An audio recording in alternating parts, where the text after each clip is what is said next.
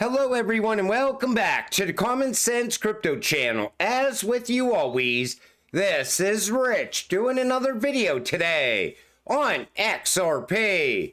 So I hope you're all having a wonderful day today wherever you are in this great world.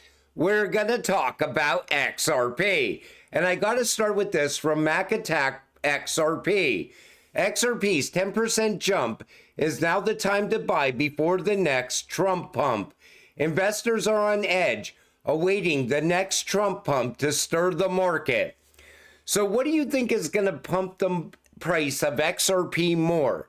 Trump going to the White House on January 20th or Gary Gensler leaving the SEC? I honestly think Gary leaving the SEC is going to pump all of crypto. Bitcoin, everything's going to pump when Gary is gone out of crypto. I think the same thing can happen with Trump in the White House on January 20th. Now, a lot of people are calling these sell the news events. They're saying expect a pump to happen on this day, but then a major sell-off to happen. Or this can possibly lead us into alt season. I like to think that we're going to see a major breakout for XRP. And it's going to take the rest of these utility-driven cryptocurrencies with it. You take notice since XRP starts moving up, all these utility cryptocurrencies seem to move up with it. Let's wait and see what happens from here.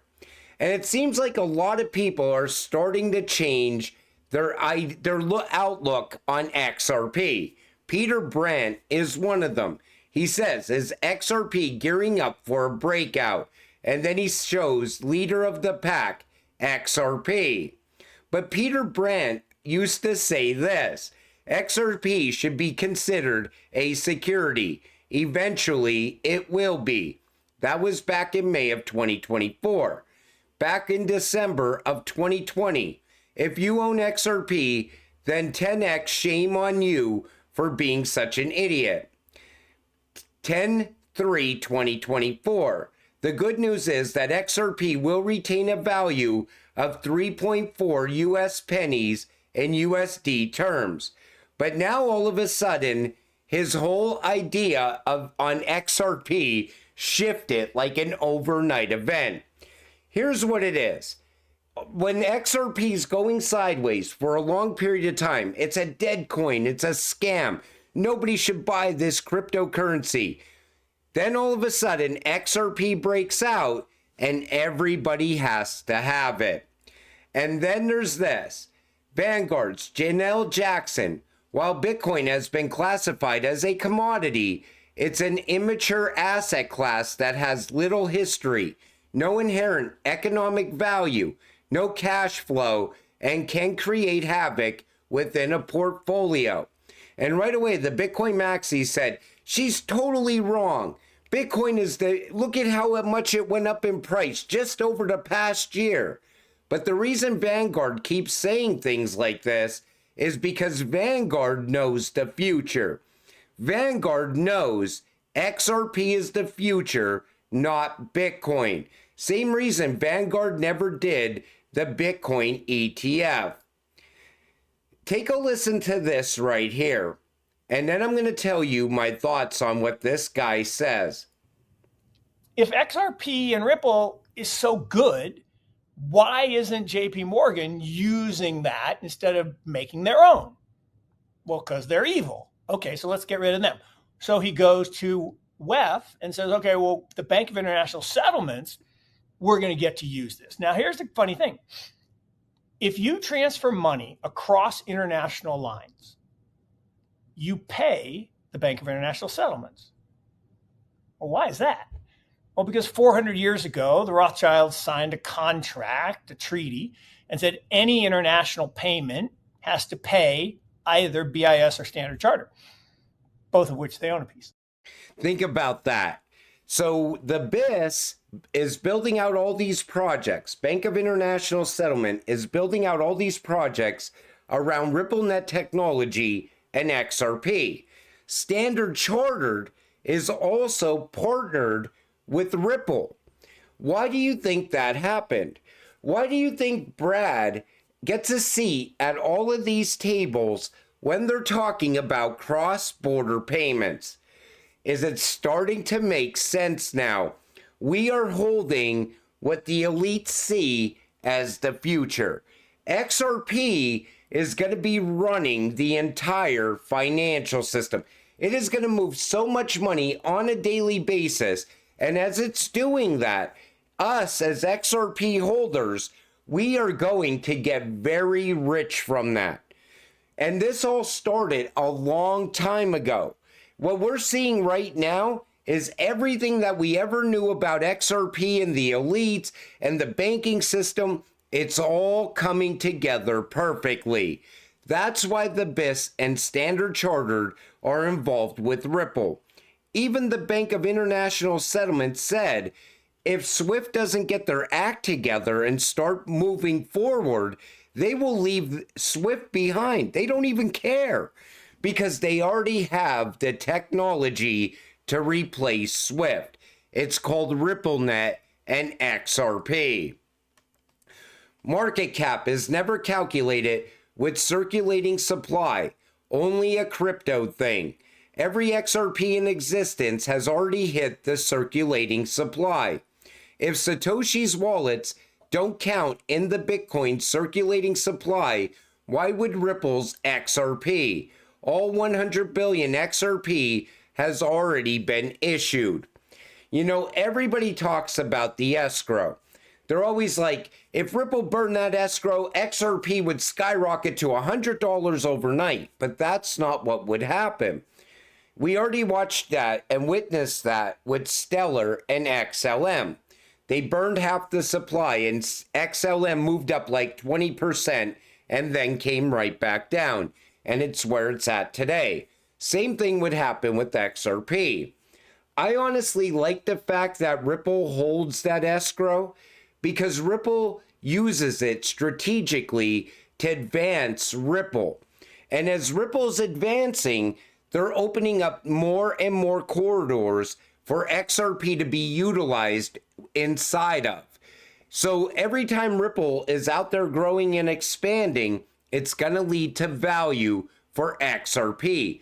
But it's going to be actual value. It's not going to be like burning half the supply of XRP. And market cap does not matter. What matters is utility. Now take a listen to Austin King, CEO of Omni Labs. He enlightened us about dark horses like XRP. Take a listen to this. I think Solana is doing incredible work. But at large, honestly, I think where things are going is people will care less about specific chains. I think they're actually going to become far more attached to like applications at large. And those applications downstream are just going to use whatever smart contract development platform best fits their needs. So I think over the long term here, economic network effects like liquidity network effects and stuff will fade away because everything will move so seamlessly across these chains that like those barriers will effectively be broken down. If I had to bet on one horse right now, yeah, it would be Ethereum. But it's honestly very healthy, and I am excited to see that the Solana ecosystem, for example, has pulled in like so much attention. And then, you know, there are also kind of more like dark horses at this point, like XRP. You know, they have captured a ton of the kind of more traditional mind share there. So there are like these more younger, more creative, like playful applications being built on Solana and Ethereum. But if you're thinking more about these like BlackRock types, there are these institutions like Ripple that have been around for a very long time and have like deep relationships with all these entities. And I think that is like a huge point of leverage that they have. So when you think about Ripple as a dark horse, Ripple is embedded inside every single country around the world. They put those rails in place. And right now, everybody looks at the price of XRP and it's like at $2.50. And they're like, why is XRP not so expensive if all these rails are out there? It's because we're still in test mode. We're still waiting for the system to go live. Once that goes live, it is going to be the biggest shocker in crypto. I mean, people are going to be sitting there one day and they're going to look at the price of XRP and they're going to be like, holy shit, what the hell just happened? Well, the system went live because Ripple embedded themselves everywhere. And all those rails that are set up, XRP is the train that's going to run on those rails. United States welcomes responsible innovation like Ripple and XRP. You know, the fact that Ripple is a US company, and the funny thing about this whole article is I made a video yesterday where I talked about Steve Mnuchin, and I talked about how he has ties to the elites and how back in 2017 and 2018, Ripple was meeting with Trump, and even Mnuchin, when he was talking about a level playing field, I think he was getting that directly from Brad Garlinghouse. They wrote an article about that, but they didn't even quote me in the article at all. But it shows you that because Ripple is a US company, I think they're going to gain a lot of momentum with Trump in the White House. And I still think everything that we've seen happening back in 2017, 2018, 2019, leading up to the Ripple versus SEC case, that's going to all be back on track. And I even think back then when Rosie Rios said that the train has left the station, she already knew they chose Ripple back then. She knew that they chose to utilize XRP back then. But we couldn't use it in the United States. I think Ripple had to get fully vetted through the SEC. And now that that's coming to an end, the Ripple versus SEC case, I think that'll come to an end right before FedNow in March. Everything we ever saw for XRP that we had to have vision for back then is now about to happen in real time. This comes from Hodl Monkey. Amazingly simple. This is why they want retail out. Initially, we were needed to create the market, but they'll shake nearly everyone out by $22. XRP's worth far more, especially if a meme coin like Bitcoin can do it. The DTCC settles 2 quadrillion in derivatives annually, and since XRP utility consists of settling derivatives, let's say it settles 10% of the 2 quadrillion or 200 trillion worth. To figure out the minimum price XRP would need to be to move that value, you would divide the circulating amount of XRP, about 58 billion, by that 200 trillion. The math comes out to be around $3,440 per XRP in order to settle that value efficiently. I guess that market cap doesn't really matter so much, huh? And Ripple, as always, wanted to capture the entire derivatives market. That's what they were working on early back in 2014, 2015. And then they kind of abandoned it and pushed towards cross-border payments. But now they're starting to circle back to that now. And they're starting to get involved with the DTCC. I think if we capture part of that derivatives market, that's it. People are priced out of XRP. It'll happen that quick. 4 in 10 companies planning job cuts due to AI. I think this is also going to be a very big push in 2025. I think AI is going to gain a lot of momentum in the United States. And even Trump, if you want to push innovation ahead, AI's the future. And I think he's going to embrace the AI push. Even Elon Musk, working in the US government in that new program, Doge, I think that is all part of the plan as well. We're going to see a major push towards AI. This is why I always urge people, continue to hold your XRP until it retires you. Because if you're already retired, AI cannot take your job. But even the money that we're going to push into AI over the coming months, I think everything's been lining up for that as well. Because the new financial system is going to run on AI technology. Humans are not going to be able to keep up with that new digital system that they're building out. You're going to need something way more advanced. Everybody called it the quantum financial system, but I think it's going to run early on AI technology without quantum computing. Later, they will most likely integrate quantum computers as well. Or maybe we wait another year, because quantum computers are also starting to gain a lot of momentum. It's like everything.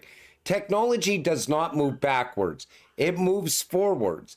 And because technology always moves forward, that's why Bitcoin will become something of the past, and we'll see these new networks emerge as the future.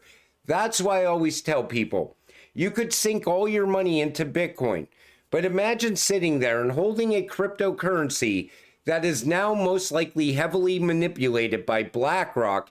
You see how it's struggling to get over 100K right now. It went above 100K, came crashing down, went back above 100K, came crashing down. It looks very manipulated to me.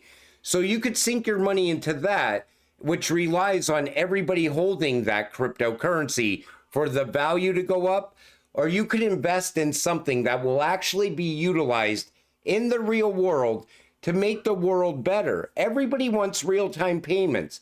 Everybody wants digital money. You see every single country around the world pushing into the digital age. The US is also going to push into the digital age. If we don't, we're going to get left behind.